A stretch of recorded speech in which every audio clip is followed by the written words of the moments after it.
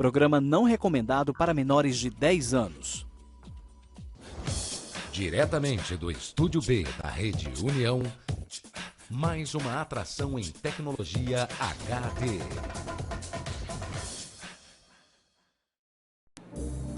Olá, muito boa noite a todos. Começa agora mais uma edição do programa A Verdade de 2016. Eu sou Hamilton Nogueira e nosso tema para conversa, para bate-papo hoje é o Setembro Amarelo, mês durante o qual se chama a atenção para uma tragédia humanitária todo o mundo, que é o suicídio. Fique atento, o programa A Verdade está no ar.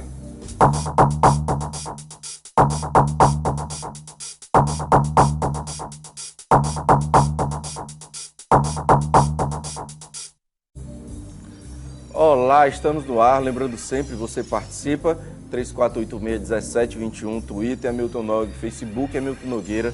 Participe ao vivo nesta terça-feira, lembrando que às sextas e aos domingos, em ambos os dias a partir das 23 horas, você terá a oportunidade de ver, rever ou recomendar os nossos programas. Além de você que participa de casa, aqui conosco no estúdio estão Nistai Nascimento. Nistai é psicólogo e psicoterapeuta. Conosco também Marluce Oliveira, que é psiquiatra e diretora-geral do Instituto Van Dyck Ponte. Lucinaura Diógenes conosco, ela é presidente do Instituto Biadot. E, que faltou, a Ivoneide Veríssimo, que é representante do Pra Vida. Senhoras, Nistai, muito boa noite, imenso prazer receber vocês para esse assunto que é pouco falado, que é um tabu, mas que a Ivoneide estava dizendo que, de repente, esse ano parece que teve mais visibilidade da mídia e as pessoas pararam de... parece que não se esconderam tanto ao tratar do assunto, né? Bom, eu queria começar o programa de hoje pedindo desculpa pela minha imperícia na utilização de Facebook. Eu descobri, não sei como, dezenas de mensagens de diversas pessoas que assistem ao programa, mas que eu não lia, porque realmente não sei. Tinha um outro perfil no Facebook e eu recebi essas mensagens e acabei deixando passar. Falcão Júnior, Amilcar Ximenes, Raimara Viegas, Marcelo Jucá, Ivan Guedes, Cássia Gomes, Julimar Rocha. São dezenas de mensagens aqui, não dá tempo de ler tudo. Agradeço, peço desculpas, vou dar mais atenção a essas mensagens via Facebook. Bom, começando aqui com a Lucinaura. Lucinaura, conte pra gente quem é Biadot, por favor. Muito boa noite, prazer recebê-la. Boa noite. Biadot é minha filha. Biadot cometeu suicídio aos 13 anos.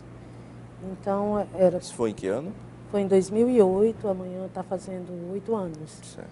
E quando esse fato aconteceu, foi uma surpresa. Foi uma surpresa porque nós, com o conhecimento que nós tínhamos até então, nós não percebemos nada que pudesse levar uma menina de 13 anos, saudável, alegre, a cometer um ato e ser fatal, e ela falecer por suicídio. Então, para a gente foi uma surpresa, foi uma tristeza muito grande e, assim, foi a gente se deparar com o suicídio na família. E daí você fundou o Instituto? O Instituto ele foi fundado só em 2013, porque nós passamos esses anos todos se recuperando. Uhum. E durante esse tempo a gente sentiu assim, uma necessidade de levar a nossa experiência para outras pessoas e também de levar esclarecimento, principalmente para a população mais jovem. Hoje o Instituto atua como? Hoje, atendimento psicológico, dia de terça, quarta e quinta, atendimento gratuito. Nós temos um programa de palestras sobre esclarecimento e informação sobre o suicídio e valorização da vida. Esse programa, nós levamos uma palestra para adultos. Escolas também? Essa palestra a gente leva para uma cidade do interior, uma vez por mês. Temos um programa de palestras na formatação para adolescentes, que nós levamos para escolas. Atua basicamente em prevenção ou também na ajuda de famílias que passem por esse trauma? Sim, nós temos um grupo de apoio para as famílias sobreviventes de suicídio. Tá. Então, nesse grupo de apoio, nós trocamos experiências Tá. e fazemos um serviço de escuta. Um escuta o outro, então tem uma troca de experiência que Ok. vale muito a pena. Ivoneide, muito boa noite, prazer recebê-la. O que você considera, a que você atribui esse aumento, essa visibilidade maior no Setembro Amarelo, como você havia falado ali fora? Eu atribuo a crescente visibilidade do Setembro Amarelo, porque a gente vem observando que o tabu da palavra suicídio, antigamente ela era muito estigmatizada, e hoje ainda é. Mas a gente observa que isso vem mudando. O estigma é no mundo, no Brasil, É no mundo Nordeste? inteiro. O estigma é no mundo inteiro. Sim. E esta visibilidade, a gente tem observado que ela vem crescendo por causa do número de suicídios que vem acontecendo. Está aumentando. Está aumentando. Principalmente nas pessoas jovens, né, nos jovens, e isso é uma preocupação para os pesquisadores, porque antigamente quem se suicidava mais era o idoso, pelo isolamento, pelo abandono, e hoje não. Tudo bem, o idoso ainda morre muito, morre, mas a preocupação maior dos pesquisadores hoje em dia é na fase jovem, 15 a 29 anos, que tem crescido ao longo dos anos, né? Então, essa visibilidade se deu também por causa disso e porque hoje as pessoas estão mais interessadas no assunto da prevenção do suicídio. Sim. Eu acho que também por causa do crescimento. Existe uma estimativa, hoje a gente tem, no mundo inteiro, morre 1 milhão de pessoas por ano. O dado que eu tenho da Organização Mundial de Saúde, até fiz a chamada dentro do União Brasil, é que a cada 40 segundos uma pessoa comete suicídio, dado de uma matéria... É esse dado mesmo, Nistai? É isso? É esse dado. 40 segundos. Isso no Brasil, você saberia dizer? A gente Não. tem como fazer essa comparação? O No Brasil, morre 12 mil pessoas por ano. 12 mil 12 vítimas mil de suicídio. pessoas por ano. Sim. No Ceará, morre agora, recentemente, 2015, foram 585. 585. Em Mais de uma pessoa por dia. Em Fortaleza, na média de 170 a 180. Só em Fortaleza. Perguntando aqui, Nistai, imenso prazer recebê-lo. Existe perfil mais suscetível a isso? A maior parte das pessoas que cometem suicídio são homens. A maior parte das pessoas que tentam suicídio são mulheres. Há uma disparidade de gênero, inclusive, em quem chega à consecução do ato, a maior parte são homens, né? E quem mais tenta, a maior parte são mulheres. Né? Essa divisão de gênero, ela leva a algumas consequências, tipos de ato, prática, visibilidade, que tipo de elemento vai se usar para esse evento, suicídio. Isso está mudando, né? Está mudando? Está mudando. A forma. A forma. Quer dizer, os homens estão se aproximando mais do formato feminino de suicídio, as mulheres estão se aproximando mais do formato masculino de suicídio. Talvez isso tenha a ver com as novas identidades de gênero que estão começando a se formar, mas é especulação da minha parte, eu não tenho como objetivar essa informação. Né? Mas uma característica que talvez seja comum, né, é o fato da solidão. A solidão está muito presente. É um fenômeno que progressivamente parece que vem tomando conta de mais pessoas, né? Quando eu digo solidão, eu não digo da pessoa morar sozinha. Não estou colocando nesse sentido. Sim. Eu estou falando da solidão da troca afetiva. Sim. É muito difícil para algumas pessoas falarem sobre alguns temas. Às vezes não tem receptividade na própria casa, com os amigos, com os colegas de trabalho. Né? E isso pode ganhar, em algum momento da vida, um grau intenso de sofrimento sem apoio social. Sim. E que leva a dúvidas. Tem uma pergunta que é clichê: qual é o sentido da vida? Sim. Por exemplo. Em algum momento, talvez, possa parecer que não tem sentido. Sim. Mas o fato de se falou de 1 milhão de pessoas, né, que cometem suicídio no mundo.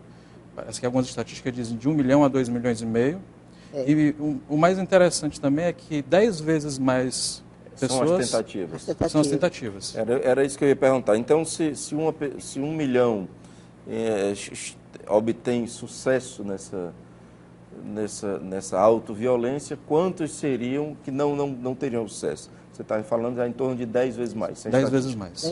Tem Ou seja, país de que é 10 a mais de 25 10 milhões. vezes. Por exemplo, que Tem. país? Tem país aí. Coreia do Sul. Coreia do Sul? Coreia do Sul.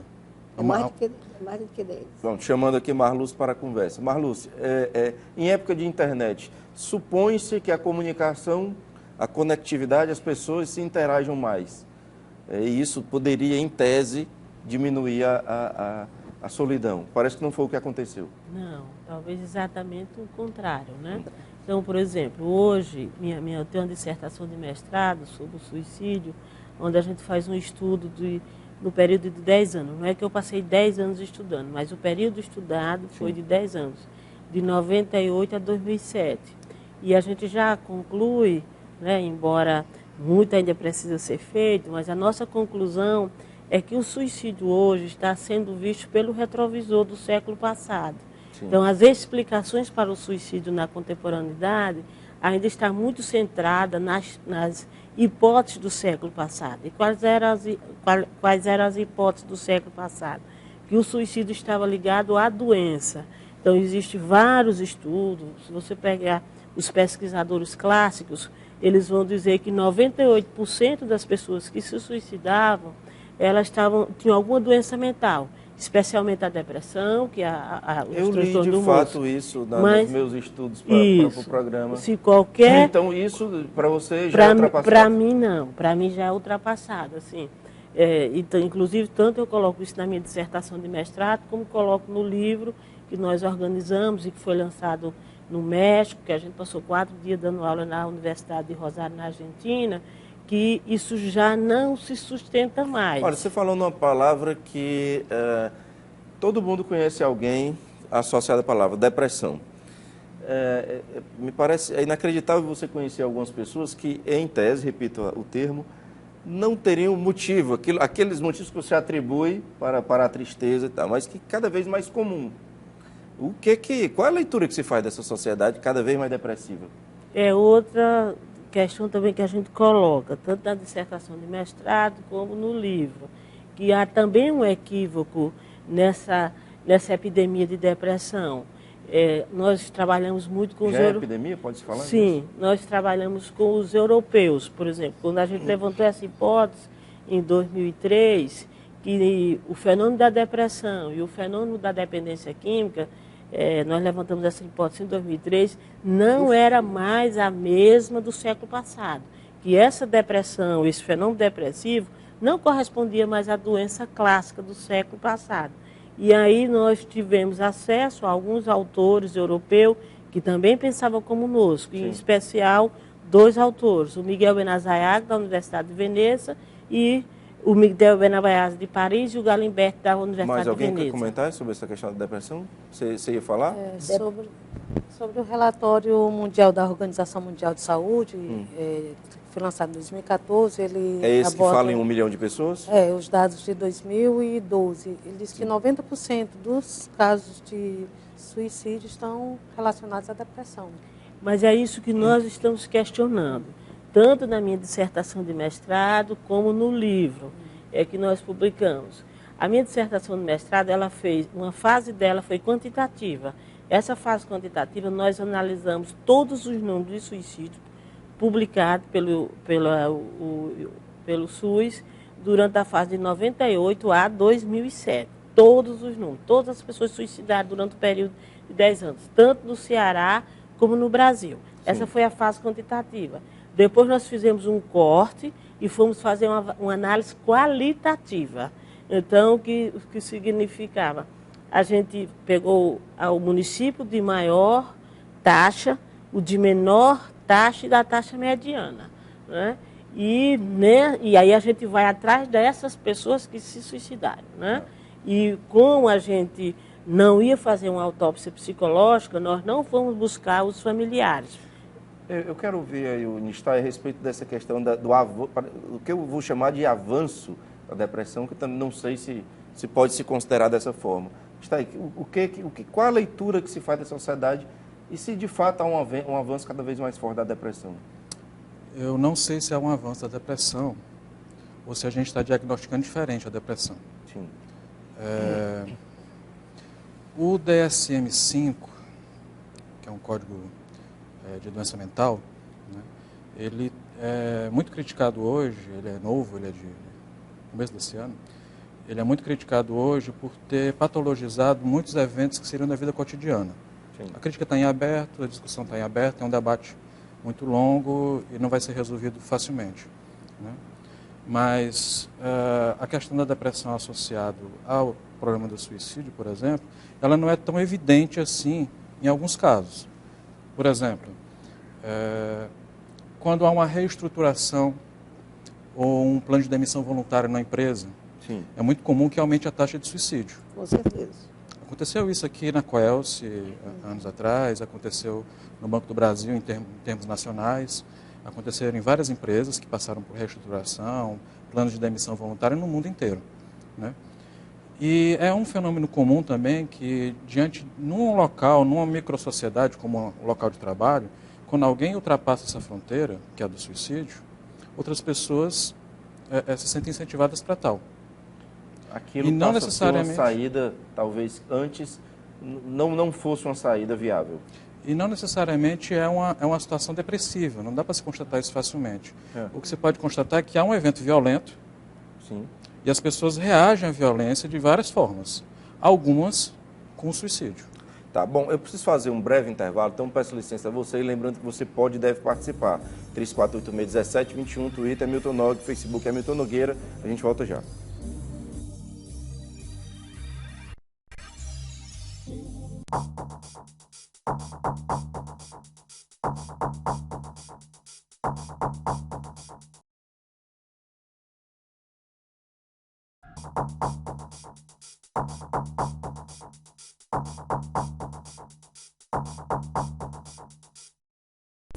Olá, estamos de volta para o segundo bloco do programa A Verdade de hoje, chamando a atenção, fazendo um alerta para o Setembro Amarelo, que é o mês durante o qual se chama a atenção para a questão do suicídio, uma tragédia planetária.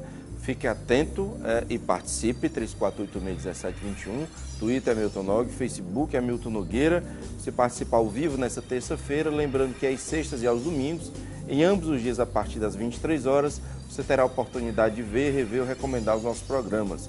Além de você que participa de casa, aqui conosco no estúdio estão Nistai Nascimento, que é psicólogo e psicoterapeuta, conosco também Marlúcia Oliveira, que é psiquiatra e diretora-geral do Instituto Van Dyck Ponte, Lucinaura Diógenes, presidente do Instituto Bia Dot, e Ivoneide Veríssimo, que é enfermeira, doutora em saúde coletiva, está representando aqui o Pra Vida. Esse bloco a gente dá início com uma matéria feita pelo Departamento de Jornalismo da TV União, falando sobre o assunto. Confira. Pelo menos 32 brasileiros são vítimas de suicídio diariamente. A taxa é superior às pessoas que morrem por conta da AIDS e da maioria dos tipos de câncer. O mal é silencioso, até porque a população costuma fugir do assunto e, por medo ou desconhecimento, não veem os sinais de que alguém próximo está com pensamento suicida. O Setembro Amarelo traz o alerta para o problema e levanta a bandeira da prevenção. Setembro é um mês fundamental, porque no dia 10 de setembro é o Dia Mundial de Prevenção do Suicídio e durante todo o mês de setembro nós convidamos a população, toda a sociedade, as empresas, o governo, para refletir em torno da importância da prevenção do suicídio. E aí a gente pode usar roupa amarela, um laço, uma bandeira, alguma coisa que simbolize a lembrança da importância de prevenir o suicídio através da valorização da vida, da escuta solidária, da acolhida ao outro, que isso é fundamental para que a gente possa cuidar mais das pessoas e da vida e assim prevenir o suicídio. Segundo a Organização Mundial da Saúde, a esperança é justamente porque 9 em cada 10 casos poderiam ser prevenidos. Para o coordenador do projeto de apoio à vida do Hospital Universitário Walter Cantídio, em Fortaleza, o desconhecimento do suicídio e a falta de discussão sobre o assunto só colabora para o aumento dos índices. Fortaleza é a segunda cidade São Paulo é a primeira, até porque é muito maior do que a nossa cidade, em termos de números absolutos de suicídio. Em termos de taxa, que é o número de suicídio por 100 mil habitantes por ano, Fortaleza é a 4ª colocada. Na década de 90, nós éramos o 18º. Então, aumentando muito a taxa de suicídio da gente. Apesar de não haver uma notificação adequada. Porque, por exemplo, uma pessoa se joga do 10º andar, isso é codificado como queda. Um jovem toma todas e mais 3 e se joga num poste, isso é codificado como acidente de trânsito, né? Então, a estatística nossa, que já é grave, nós estamos entre os 10 países que mais se suicidam no mundo, é muito mais grave, porque há um subdimensionamento do problema. Entre os principais motivos que levam a pessoa a pensar a praticar o ato estão os transtornos mentais, a depressão, a bipolaridade e a esquizofrenia. Nesse cenário, o Centro de Valorização à Vida recebe no número 141 mais de 1 milhão de ligações por ano de pessoas que relatam o desejo de morrer. Do outro lado da linha, tem profissionais preparados para mostrar o quanto vale a pena viver. Nós trabalhamos 24 horas, voluntariamente, nos doando para ajudar as pessoas, a amenizar o sofrimento. Não que nós vamos resolver os problemas das pessoas, mas ameniza. Só em a gente dialogar, respeitando a pessoa da forma como ela é, sem preconceito, sem pré-julgamentos, E só em a pessoa conversar, às vezes ameniza. A questão é como identificar os sinais de pessoas com pensamentos suicidas. 3 perguntinhas básicas para identificar uma pessoa que pode estar em risco de cometer suicídio. Primeiro, planos para o futuro. A pessoa que está em risco de cometer suicídio não tem planos para o futuro, ela quer morrer. Segunda pergunta, o valor da vida. A vida, qual é o valor que ela tem para você? A pessoa que está pensando em suicídio vai dizer nenhum, eu estou pensando em morrer. Terceiro, se a morte viesse, ou seja, eu não iria procurá-la, mas se ela chegasse até a mim, ela seria bem-vinda? A pessoa que está pensando em suicídio vai dizer que sim. Aí a gente pede para a pessoa imediatamente encaminhar para a avaliação de um profissional de saúde mental. É isso. Lucinaura, a partir de que idade se deve conversar com alguém sobre o assunto? Tem esse limite, tem essa diferença? Eu acredito que a partir de 12 anos. Eu não sei se tem uma idade certa. De estudo, tá. Mas o adolescente já deve ter bastante informação sobre a questão da prevenção do suicídio. O Instituto vem sendo mais procurado ou é regular a busca pelo Instituto? A busca pelo Instituto, ultimamente, ele tem sido bem procurado e é mais pelo público jovem, de 13 a 30, 40 anos. E é buscado individualmente, perdão, ou escolas vão buscar? Para consultas. Nesse Setembro Amarelo, nós tivemos uma demanda muito grande por palestras nas escolas. Embora, assim, algumas escolas ainda tenham alguma restrição sobre falar sobre o assunto, sobre abordar o assunto, mas muitas escolas nos procuraram e no mês de setembro a gente, exatamente pela campanha, pela grande divulgação que teve, nós tivemos uma grande demanda de solicitação de palestras. Durante o ano todo nós oferecemos essas palestras, mas esse setembro foi uma demanda bem maior. Bom, me chama muita atenção as 3 perguntinhas, Foram faladas pelo Fábio. Eu queria que alguém pode... Isso é consensual? Que essas 3 perguntas são utilizadas clinicamente? Sim, na clínica ela é utilizada, mas a gente tem que lembrar que quando a pessoa já procurou atendimento, então se o profissional é capacitado, na primeira consulta, por exemplo, eu sou psiquiatra há 30 anos, já atendi milhares de pessoas. A primeira consulta, ninguém nunca vai sair do meu consultório, principalmente se chega com queixas depressivas, nunca vai sair do meu consultório sem ser você investigar isso de uma forma sutil, que pode ser com essas 3 perguntas dessa forma ou de forma semelhante. Mas nós temos que lembrar que tem uma parcela da população que ela está cometendo essa tragédia. Nós temos que lembrar que o suicídio é uma tragédia, que o suicídio não é uma saída para os problemas, que a saída para os problemas são estratégias saudáveis de resiliência. Onde é que entra aí a questão espiritual ou na prevenção, ou até mesmo para evitar esse tipo de atitude? Onde é que entra? A questão espiritual. Na prevenção, o que vale muito a pena é você abordar este paciente de maneira confiante, você perguntando como ela falou. Você não vai perguntar ao paciente falando diretamente do suicídio. Você vai conversar com ele, você vai abordá-lo de maneira sutil, né? Você vai manter o vínculo para que aquele paciente se abra com você. É uma expectativa de acolhida. Você tem que acolhê-lo de maneira que você tem que mostrar para o paciente que você está pronto a ouvi-lo. Eu não entendi a questão, eu queria muito ouvir algo em relação à espiritualidade e o suicídio. Por favor, vamos a questão da espiritualidade, ela pode ser tanto benéfica, mas também, dependendo de como seja abordada, pode trazer problemas que até levem ao suicídio. Independente de qual seja a religião, aqui não é uma preferência ou um indicativo de qual é melhor, qual é pior, mas todas as religiões são feitas por pessoas, e as pessoas erram e acertam, né? Independente de qual seja a religião, a grande maioria das religiões trata o tema da morte, principalmente a morte por suicídio, como tabu. E no caso do suicídio, há uma aura de pecado, há uma aura de fracasso. A pessoa que, porventura, venha a cometer o suicídio, ela é indigna de algumas perspectivas espirituais. No entanto, também, a religião não é um fenômeno simples, é um fenômeno complexo, né? No entanto, há também muita possibilidade de ajuda através da dinâmica espiritual. O fator protetor, exatamente. Mas chama a atenção esse aspecto de culpa. Uma pessoa que tenta suicídio, por exemplo, ou comete suicídio, mas a pessoa que tenta, que é um número muito maior de pessoas que tentam do que as que chegam a cometer, ela, diante do aspecto religioso, pode permanecer a culpa e não a acolhida. No atendimento de saúde, no hospital, por exemplo, ela também pode ser culpabilizada.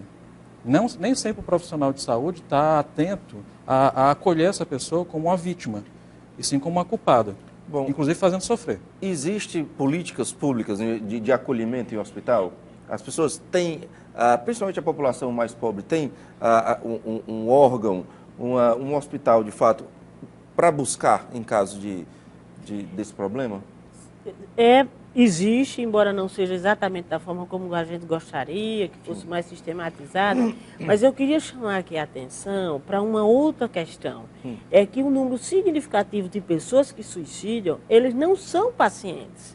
Por exemplo, na minha pesquisa, eles não estão acompanhados por alguém. Não, eles não são pacientes. Eles não expressaram para a família sua doença, eles não expressaram para a família que estavam doentes.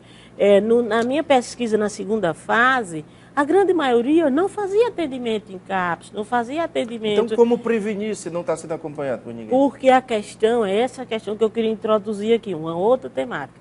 Nós temos que questionar que sociedade é essa.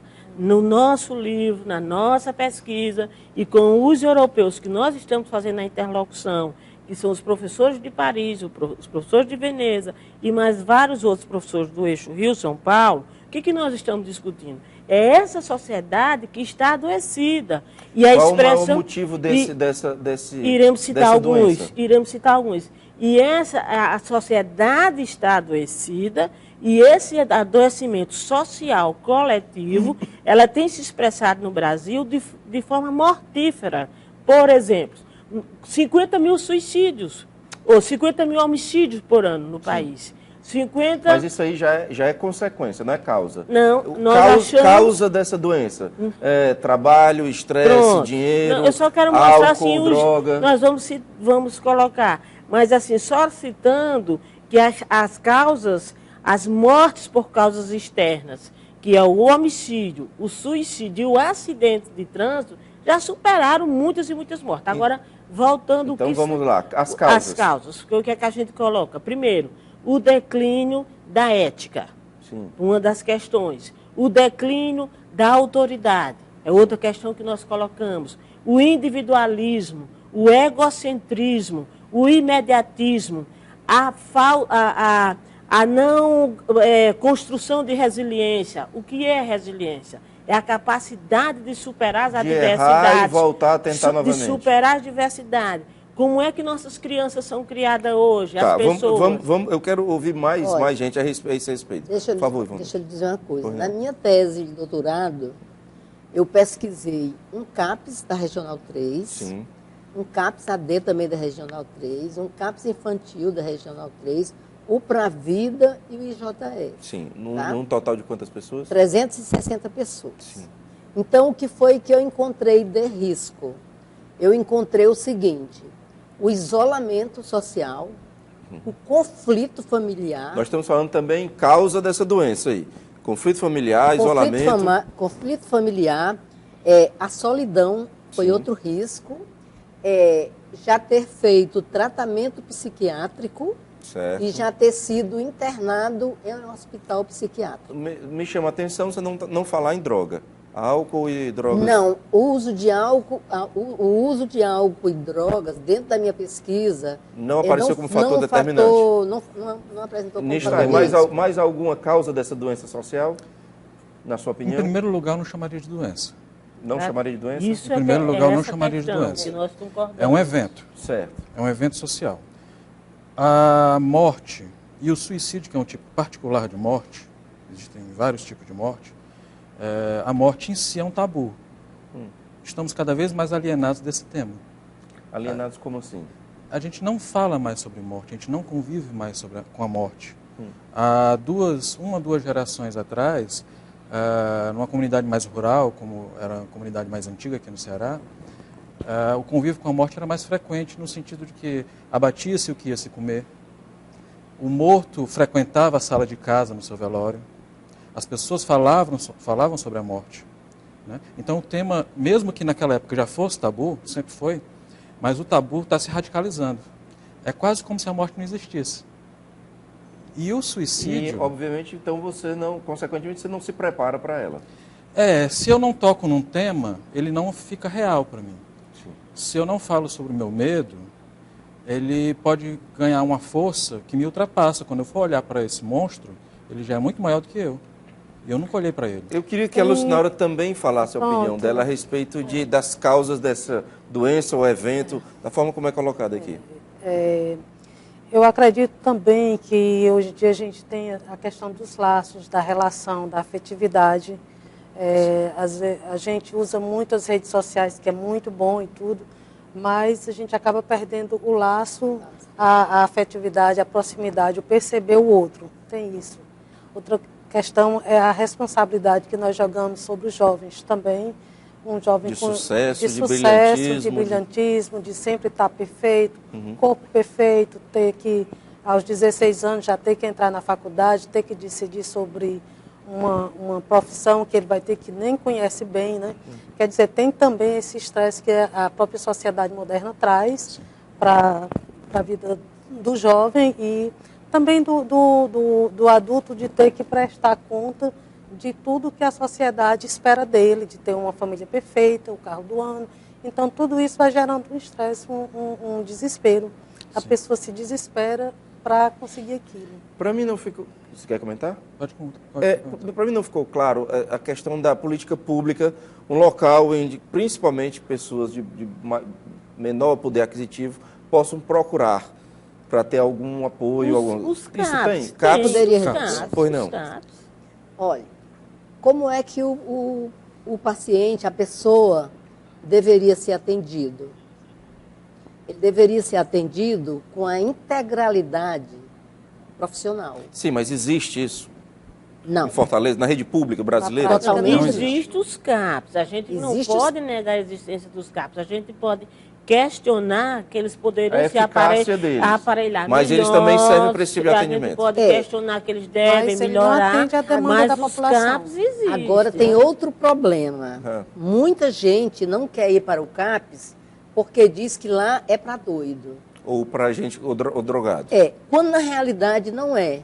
Por que é que os CAPs não funcionam ao lado de um posto de saúde?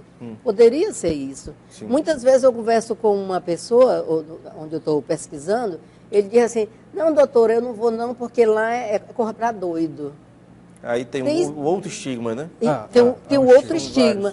E existe outra preocupação também. Sabe o que é? É o seguinte, é que a demanda é muito grande.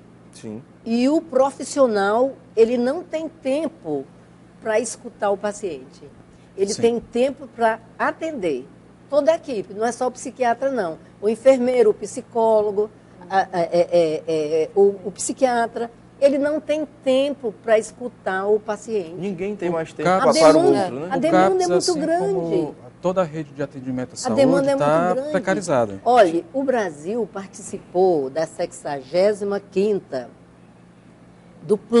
da Assembleia do Plano de Ação da Saúde Mental. Sim. Esse plano, a finalidade dele é reduzir até 2020 10% do suicídio. O plano é lindo, é excelente. Mas é execuível? Não. Bom, eu peço licença, temos que fazer um breve intervalo, 3486-1721, Twitter é Milton Nog, Facebook é Milton Nogueira, a gente volta já.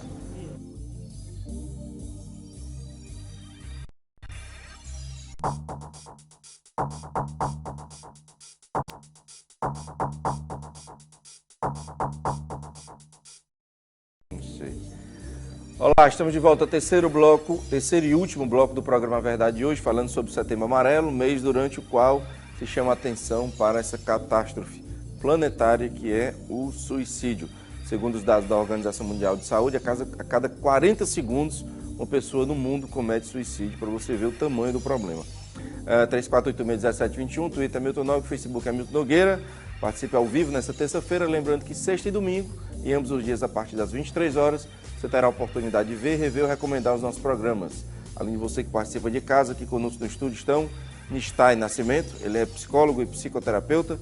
Conosco também Marluce Oliveira, psiquiatra e diretora-geral do Instituto Van Dyck Ponte.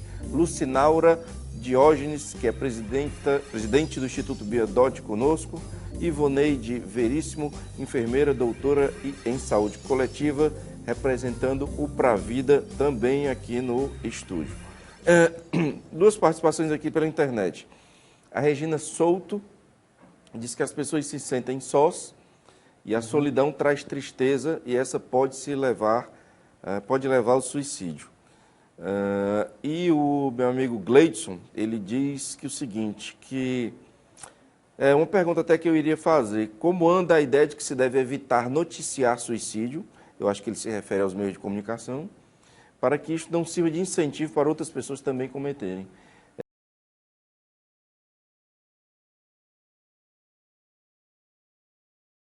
É correto ou não? A mídia, ela tem que divulgar. Sim. Agora tem que ser uma divulgação ética. Tá? Você não pode... O que é uma divulgação ética? A divulgação ética é, dentro do jornalismo, as pessoas são treinadas, elas são treinadas para falar sobre isso. Você não vai chegar na televisão falar diretamente. Ele é treinado para saber abordar o tema e falar. Inclusive, tem uma cartilha da Associação Brasileira de Psiquiatria só sobre essa temática. Sobre como abordar publicamente? Como a mídia, especificamente. Isso, para a mídia. Tem um tópico sobre a mídia. Como a mídia abordar. Não pode virar um espetáculo, porque há de se respeitar o tema e a noção de espetáculo ela pode gerar muito mais um desserviço do que uma informação construtiva. O termo, eu já vi também algumas notícias, trocarem suicídio, morte por desaparecimento. Isso mais ajuda, é irrelevante ou menos ajuda? Pode usar o termo, apenas não está informando o método, como foi feito. Então pode-se dizer que houve um suicídio, porém não dizer o método utilizado. O método. É sempre importante lembrar que isso é uma tragédia para o ser humano, que é uma tragédia para os sobreviventes, que são os seus familiares, a equipe que acompanha. Né? Então, é importante lembrar que isso não é uma saída. Isso é um ato de desespero que deve ser acolhido quem está desesperado. Lembrar que isso acomete todas as camadas sociais, não só as pessoas que procuram os CAPs, mas as pessoas que procuram os serviços privados. É possível tratar o tema com criança? A Lucinaura disse que falou em 12 anos de idade, né, de limite. Mas é possível trabalhar de alguma forma, mesmo que fantasiosa com criança ou não? Eu já fiz isso numa escola onde aconteceram tentativas, e você tem que analisar cada caso. O colega vai falar especificamente sobre isso, sobre cada caso, mas, por exemplo, eu trabalhava no interior e houve uma tentativa, 2 tentativas de crianças nessa, e nós sentamos, a equipe do CAPS, e nós não podíamos simplesmente ficar silenciadas. Era a faixa? Idade, lembra? 10, 11, 12. Porque, assim, e vem crescendo. E nós fomos na escola, obviamente que isso tem que ser com muita delicadeza. Vamos ouvir aqui o Nistai a respeito disso. É possível e deve se tratar disso com crianças, mas, como foi dito aqui, com delicadeza, com tato.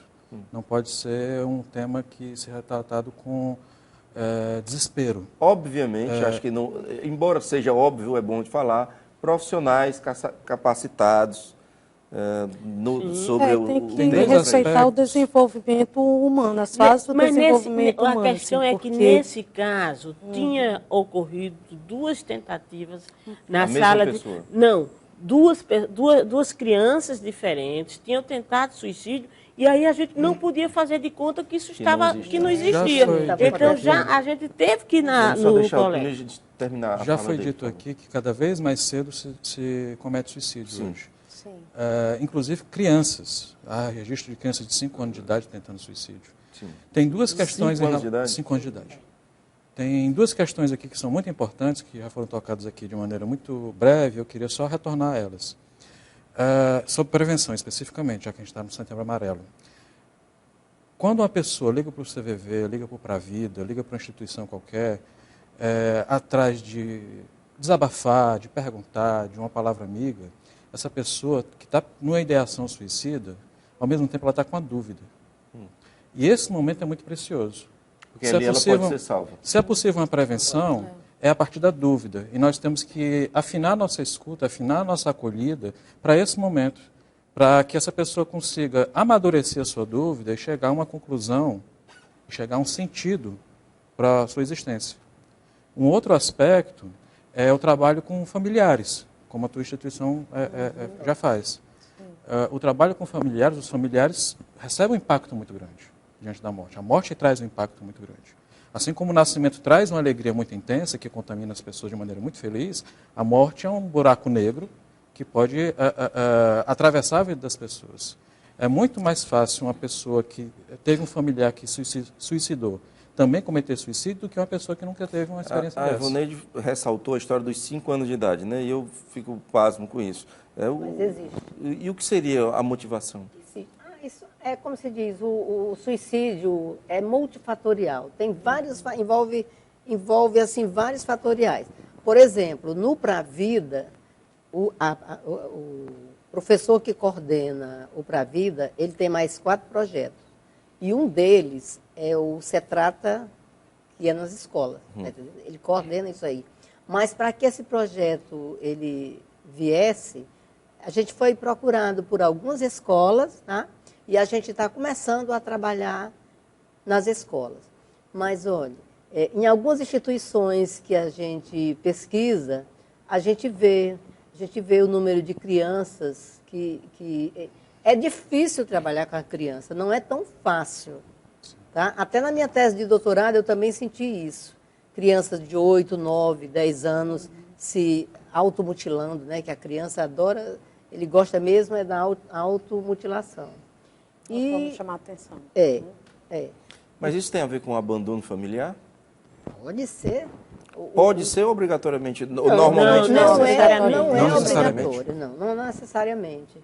Mas a gente tem que ter muito cuidado com essas crianças, com as Normalmente, crianças. nessa idade, a criança está com algum sofrimento e quer chamar a atenção de alguém, mostrar que ele está sofrendo. Isso, às vezes, é uma forma de pedir socorro. Pedir socorro. E esse socorro, N motivos. N motivos. Agora, o que você tem que se preocupar com a pessoa, se você está próximo de uma pessoa, é o desespero, o desamparo, né? que eles chamam até a síndrome dos 3D. Alguns dizem 4D, né? Que é a depressão, o desamparo, o desespero e a desesperança. Porque a pergunta fundamental para você observar se uma pessoa tem, se ela tem ideação suicida, é você chegar e dizer assim, Maria ou José, quais são seus planos para o futuro? Ela diz assim, nenhum. Eu não tenho plano.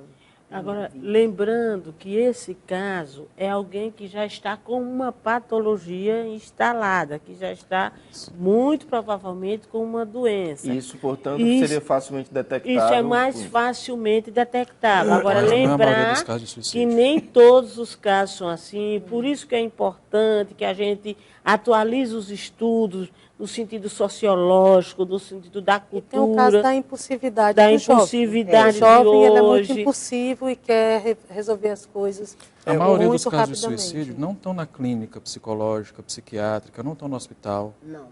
Estão na vida. Esse caso na pesquisa, né, que eu fiz, eles não estavam em acompanhamento, como eu já disse. Só registrando aqui uma coisa muito importante, que a Secretaria Estadual fez um encontro agora no dia 9 de setembro, né, e lá foi instituída uma comissão para estudar o suicídio, e a nossa intenção, a minha proposta do Instituto Dr. Wandir Ponte, que a gente faça uma autópsia psicológica, a gente consiga reunir as universidades, que o tema é muito importante. Um tema assustador, o dado que apareceu na matéria, falando que Fortaleza só perderia para São Paulo no número de casos. É correto? Fortaleza, o Ceará é o primeiro do Nordeste. O Ceará está em primeiro lugar. Em termos de taxas, né? E esse tipo de discussão, nós estamos em plena campanha eleitoral. Não se aborda nenhum tipo de trabalho para as pessoas, né? Eu falo de qualquer um. Parece que são assuntos absolutamente invisíveis. Porque saúde mental, infelizmente, até o presente, está lá na fala da pessoa que diz que não vai no CAPS, mas também saúde mental ainda não dá visibilidade. Então, quantas vezes numa campanha, seja estadual, seja municipal, seja para presidente, as pessoas discutem a saúde mental, se discutem os programas. Não é temática política, né? infelizmente. Não porque não seja importante. A questão da droga pode ser colocada como segmento de doença mental? Sim, ou não? Sim, de sofrimento então, psíquico. Talvez seja o único segmento em que se ainda pela pressão da família, por causa do número significativo de pessoas que estão usando droga na atualidade. Eu imaginei que a gente fosse falar muito sobre álcool, sobre droga, e para minha surpresa isso não influencia tanto quanto eu imaginava. Influencia. Acontece. O transtorno de personalidade, ali apareceram aqueles 3, mas nós temos que colocar mais 2 outros problemas de transtornos mentais que têm grande influência no suicídio. Sim. É a questão do transtorno de personalidade borderline, e aquela pessoa que não sabe lidar com a frustração, e também as pessoas que usam álcool e outras drogas. Não saber lidar com frustração. Tem alguma coisa também de pais que não, pai e mãe que não sabem como mostrar essa vida nova para crianças? Eu falei mais cedo sobre a relação entre suicídio e gênero. Sim. Que homens acabam se suicidando mais que mulheres. Sim. Muitos homens que cometem suicídio estão no alcoolismo, sim. Pode-se fazer uma correlação simplista e dizer o alcoolismo causa o suicídio, sim, mas é muito perigoso colocar desse jeito. O que, na verdade, na educação masculina, por exemplo, nós temos é que é quase proibido para os homens pensar sobre seus sentimentos, pensar sobre sua tristeza, pensar sobre seus afetos. O que se faz normalmente, qual veículo, qual instituição social que o homem tem, tem na nossa sociedade, para trabalhar os seus próprios afetos, seus próprios sentimentos? A cachaça. As drogas. As drogas, cachaça principalmente. Uhum. Em algum momento isso não dá conta. E aí se resolve partir para situações extremas como o suicídio. Senhoras, eu infelizmente tenho que encerrar o programa, nós temos 2 minutos ainda para as considerações finais. Eu queria garantir 20 segundos para cada um, para que deem telefones, instituições que possam ajudar. Enfim, a gente encerrar o programa. Podemos começar com você, Wandir? 20 segundos, por favor, fique à vontade, viu? Bem, eu digo sempre para as pessoas que observem dentro de casa, aquelas pessoas que têm um comportamento natural, de repente começa a ficar isolado, ficar triste, sem conversar com ninguém, tá? Então, isso aí é uma preocupação. Você tem que observar como é que aquelas pessoas se comportam perto de você, seja na escola, seja no emprego, dentro de casa, você tem que estar atento. Aquelas pessoas que se tornam isoladas, desesperadas. E em caso de identificar isso, procurar quem? Por exemplo, lá nós no Pra Vida, que é um programa de extensão da Universidade Federal do Ceará, certo, coordenado pelo professor Fábio Gomes de Matos, né? Sim. Lá nós atendemos as pessoas por livre demanda, sim, chegando lá, a pessoa que tem a ideação suicida ou que tenha tentado suicídio, nós atendemos essas pessoas. Telefone? Toda quinta-feira, certo, toda quinta-feira, sabe? Chega lá 12 horas, 12h30, ligar para o setor de saúde mental. Tá, ok. Tá? Lucinaura, 20 segundos à vontade, por favor. Queria lembrar a questão das famílias sobreviventes de suicídio, que são famílias que precisam de apoios, precisam de ser escutadas, e que a gente tem uma dificuldade muito grande de encontrar lugares que a gente possa desabafar ou dividir as nossas vivências e telefone do Biedote, por favor. Nossas queixas.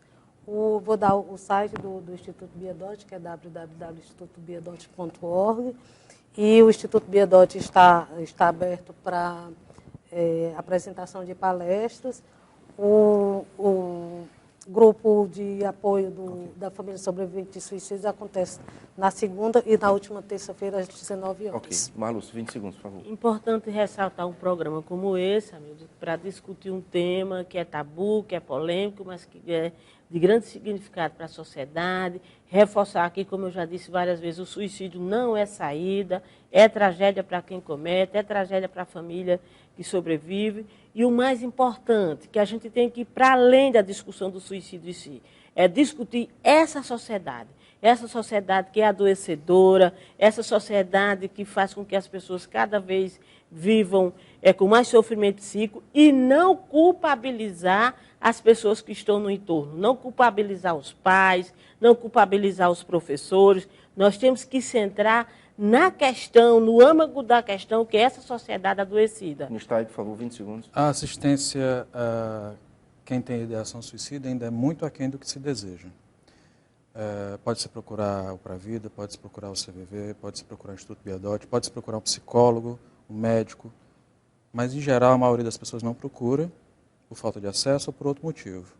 Então, para as famílias, para os amigos, para quem está próximo de quem está com tristeza, de quem se tem dúvida se essa pessoa deseja ainda viver, o mais importante é que, e eu sei que é difícil, o mais importante é que a gente não vá julgando se é certo ou errado.